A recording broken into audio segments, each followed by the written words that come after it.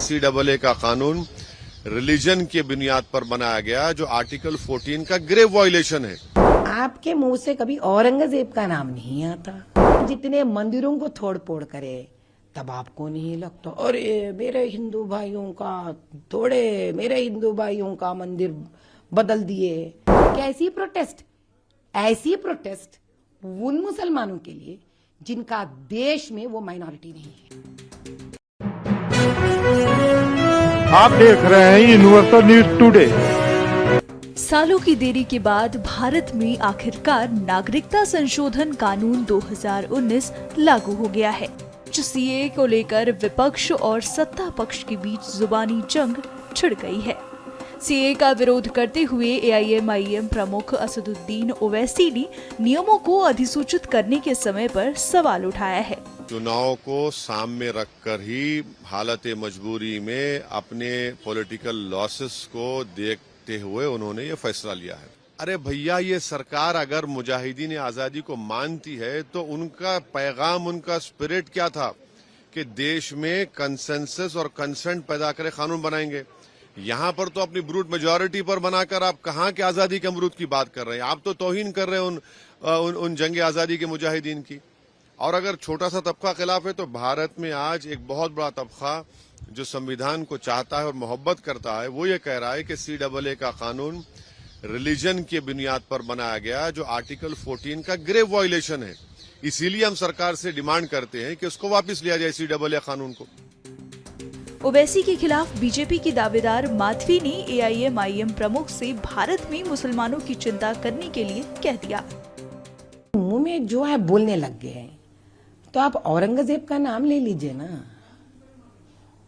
उन्हों कौन सा कोई अच्छा करे, तो आपके मुंह से कभी औरंगजेब का नाम नहीं आता। उन्होंने इतने सारे कत्ल करे हैं हिंदुओं का नहीं आता। आप उन पर तरस नहीं आता। तो उन्होंने जितने मंदिरों को तोड़ फोड़ करे तब आपको नहीं लगता अरे मेरे हिंदू भाइयों का तोड़े, मेरे हिंदू भाइयों का मंदिर बदल दिए। तो इसके बारे में आपका आवाज तो नहीं निकलता।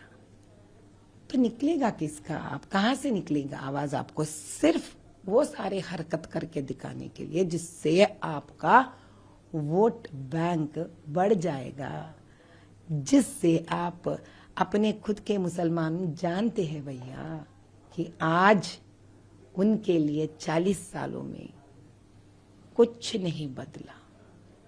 4000 के तनख्वाह लेते हैं मस्जिदों में। बताइए तो सही, आप क्या मिलता है 4000 से? आप वक्फ बोर्ड है, अपील कर सकते थे स्टेट से, सेंट्रल से अपील कर सकते थे, उनके बच्चों के लिए कुछ कर सकते थे। ये मुद्दा मैं एक बार भी वो बात करते नहीं सुना मैंने। आप तो हर चीफ मिनिस्टर से गले लगते हो साहब। इतनी दोस्ती देखने वाले परेशान हो जाते हो, अरे यार ये तो लंगोटिया यार होगा शायद। इतना जब प्यार और दोस्तानी है तो आपको सबसे पहला क्या करना चाहिए? जो है यहाँ पे मुसलमान, उनका कदर करो आप। पहले उनकी गरीबी के बारे में सोचो आप। भाई मैं और एक बात बताती हूँ आपको। ये इतने सारे बातें करते हैं ना, जीएचएमसी में जो बजट निकलता है ना, सबसे ज्यादा फंड किसको होता है? साउथ जोन को होता है सबसे ज्यादा हर बार। अब ये ऊपर वाला जाने कि इतने फंड जब सबसे ज्यादा साउथ जोन यानी कि हैदराबाद ओल्ड सिटी को जाता है कॉन्स्टिट्यूएंसी को, फिर भी यहाँ पर ना कोई नाला सा ठीक होता है। लाइट्स तो अभी भगवान जाने वहां पे ना पोल होता है ना लाइट जलता है। तो किसके जेब भरने के लिए ये सारे बजट जा रहे हैं? इनके बारे में बात करने वाला कोई नहीं है। इसलिए आप बार बार जो उन नाम पूरे निकालते आप फिरो। जो पैसे आप उठा रहे हो गवर्नमेंट से, जो पैसे आप उठा रहे हो वक्फ बोर्ड से, पहले बताओ उसका हिसाब आपने किस अपने मुसलमान भाइयों को पसमंदों के लिए खर्च करे आप। फिर बाद में बात करना उन मुसलमानों के लिए जो खुद के देश से धक्का मारकर निकाले गए हैं। अपनों के लिए रोना सीखिए साहब। हम हैं यार अपनों के लिए तकलीफ, हमको तकलीफ होता है जब अपने मुसलमान यहाँ तकलीफ में होते हैं। आप इनके लिए मत रोइए, आप धक्के मारे से लोगों के लिए रोइए। आप क्या पाकिस्तान में मुसलमान माइनॉरिटी है? बांग्लादेश में माइनॉरिटी है? बताइए आप, नहीं है ना? तो जिस देश ही उनका है, आप क्यों भाई इतना रो रहे हैं उन लोगों के लिए? पहले खुद के देश के माइनॉरिटी के बारे में रोइए ना, उनका मुद्दा उठाइए ना। जो मेजॉरिटी है, जो मुसलमान देश है, ये कई जाति है सवेरे सब। पाकिस्तान में मुसलमान जिनको धक्का मारे, आप उनको माइनॉरिटी बना रहे।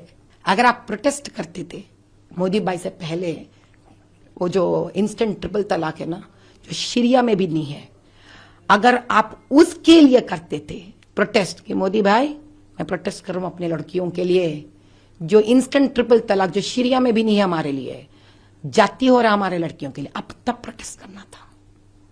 अब तब प्रोटेस्ट करना था कि भाई आपके हिंदू के औरत और लड़कियों के तो हक मिलता है मैके में बराबर लड़कों को दिए जैसा, हमारे में नहीं है, अब हमारे लिए क्यों नहीं देते? अगर उसके लिए प्रोटेस्ट करते थे ना, बड़ा ही मजा आता था मेरे लिए। एक सवाल था, क्या राज्य में आप इम्प्लीमेंट होने देंगे सीए? क्योंकि इससे पहले भी आपने कहा है कि पहले मेरे को रूल्स देखने दीजिए। I am just watching the notification. अभी नोटिफिकेशन नहीं निकाला, रूल्स नहीं निकाला। रूल्स नोटिफिकेशन में अगर हम देखेंगे कि ये डिप्राइव कर रहा है लोगों का अधिकार को, तो हम उसको खिलाफ में लड़ेंगे। हम पहले हमको देखने दीजिए, आई एम वॉचिंग। हम जब रूल्स निकालेंगे, हम उसको स्टडी करके जो बताना है कल बताएंगे। लेकिन मैं आज बोल दिया कि एक बीजेपी का इलेक्शन पब्लिसिटी है, नथिंग इज देयर। तो 20 साल में एक कानून पास हुआ था, उसका बाद 4 साल बीत गया। लेकिन अभी चुनाव जब आते हैं, एक कुछ गाप गप पकड़ते हैं, ये भी एक गाप गप है, लेकिन असली फायदा किसी को नहीं मिलेगा। अब अगर बात कर लें कि ये सीए है क्या, नरेंद्र मोदी सरकार द्वारा पेश किए गए सीए का उद्देश्य सताए गए गैर मुस्लिम प्रवासियों को भारतीय नागरिकता प्रदान करना है, जिनमें हिंदू, सिख, जैन, बौद्ध, पारसी और ईसाई शामिल हैं, जो बांग्लादेश, पाकिस्तान और अफगानिस्तान से पलायन कर 31 दिसंबर 2014 से पहले भारत पहुंचे हैं। भारत में मुसलमानों को भ्रमित नहीं किया जा सकता है, लेकिन कुछ बड़े बड़े नेता लोग हैं जो बड़ी बड़ी बातें करते हैं कि इनको लिया जाएगा, उनको लिया जाएगा, उनको छोड़ा जाएगा, इनको लिया जाएगा। मैं उन लोगों से निवेदन करना चाहता हूं कि जो 1947 के बाद जो हमारे देश के नागरिक कल थे, वो हमारे देश के नागरिक आज भी हैं। यदि किसी कारणवश हमारे देश में अशिक्षितता का अभाव बहुत ज्यादा रहा, अखबारों में या अपने बड़ों से पूछा सुना, तो उसमें ये हुआ कि मुस्लिम के अलावा जितने भी और हैं उन्हीं को नागरिकता दी जाएगी और इससे मुस्लिम को कोई आपत्ति नहीं और ना इससे कोई किसी का नागरिकता जाने वाला है। जो यहाँ के नागरिक है, जो बाहरी आए हैं, चाहे वो किसी भी जात के हों, तो मुस्लिम को छोड़ के बाकी को वो नागरिकता मिलनी। सब लोग ये महसूस करें और इस पर गर्व करें कि हम हिंदुस्तान के निवासी हैं और निवासी रहेंगे। इसमें सिटीजनशिप जो है हमारी छीनी नहीं जाएगी। कोई भी हो, सिटीजनशिप छीनने का जहाँ सवाल पैदा होता है, जैसे आसाम है, बंगाल है, जहाँ ये कहते हैं बांग्लादेशी हैं, ये और जहाँ कहते हैं पाकिस्तानी हैं, या सबसे पहले सवाल ये होता है कि उनको लाए क्यों आप।